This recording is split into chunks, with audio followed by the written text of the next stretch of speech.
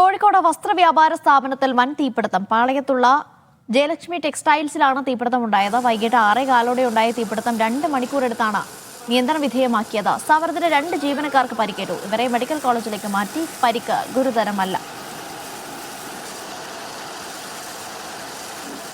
നിയന്ത്രണ വിധേയമാണ്. ഇനി റീഗ്നിഷൻ വന്ന് ഏതെങ്കിലും ഭാഗത്ത് ഇപ്പോൾ നമ്മൾ ഫോഴ്സ് എൻട്രി ചെയ്ത ഭാഗങ്ങളിലുള്ള കാര്യങ്ങളാണ് ഈ പറയുന്നത്.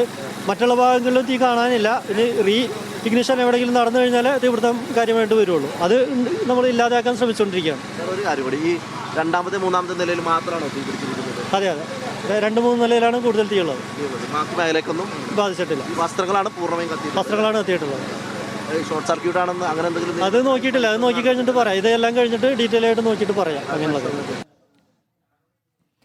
ടി നന്ദഗോപാൽ വിവരങ്ങൾ നൽകാനായി ചേരുന്നുണ്ട്. നന്ദഗോപാൽ, ഇപ്പോൾ നിലവിലെ സാഹചര്യം എന്താണ്? തീ പൂർണ്ണമായും നിയന്ത്രണ വിധേയമാക്കാൻ സാധിച്ചിട്ടുണ്ടോ? ഒപ്പം തന്നെ എന്താണ് ഈ തീപിടുത്തത്തിന് കാരണം എന്ന കാര്യത്തിൽ ഇപ്പോൾ ഒരു വ്യക്തത വന്നിട്ടുണ്ടോ? തീ പൂർണ്ണമായും അണയ്ക്കാൻ സാധിച്ചിട്ടില്ല. പക്ഷേ നിയന്ത്രണ വിധേയമാണ് എന്നുള്ളതാണ് ആശ്വാസകരമായ കാര്യം. വൈകിട്ട് 6 മണിയോടുകൂടിയാണ് ഇവിടെ തീപിടുത്തം ഉണ്ടായത്. ഉടൻ തന്നെ കോഴിക്കോട് നിന്നും 5 യൂണിറ്റ് ഫയർഫോഴ്സ് ഇവിടേക്ക് എത്തുകയും തീ അണയ്ക്കാനുള്ള ശ്രമങ്ങൾ നടത്തുകയും ചെയ്തിട്ടുണ്ടായിരുന്നു. പക്ഷേ തീ 2ഉം 3ഉം നിലകളിലേക്കായി വ്യാപിച്ചു. പല ഭാഗങ്ങളിലേക്കായി പടരുന്ന ഒരു അവസ്ഥയുണ്ടായിരുന്നു. പിന്നീട് എയർപോർട്ടിൽ നിന്നും കരിപ്പൂരിൽ നിന്നും പാന്തർ ഉൾപ്പെടെ കൊണ്ടുവന്നാണ് ഈ ഒരു രക്ഷാപ്രവർത്തനം നടത്തുകയും ചെയ്തത്.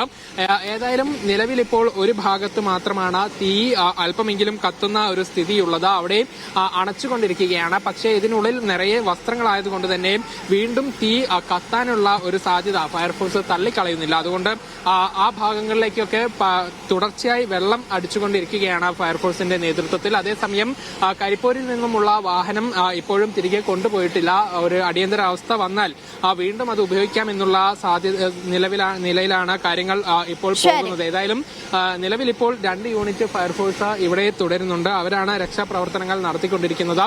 പല ഭാഗങ്ങളിലേക്കായി വെള്ളം അടിച്ചുകൊണ്ടിരിക്കുന്നു. പക്ഷേ വസ്ത്രങ്ങളായതുകൊണ്ട് തന്നെ വീണ്ടും തീ കത്തുന്ന ഒരു സ്ഥിതിയുണ്ട്. പക്ഷെ അത് പടർന്നു പോകാതിരിക്കാനുള്ള ഒരു നിലയിലേക്ക് കാര്യങ്ങൾ എത്തിച്ചിട്ടുണ്ട്. എന്നാൽ പോലും പൂർണ്ണമായും അണയ്ക്കാൻ സാധിച്ചിട്ടില്ല എന്നുള്ളതാണ് ഇപ്പോൾ ഉള്ള ഒരു പ്രതിസന്ധി.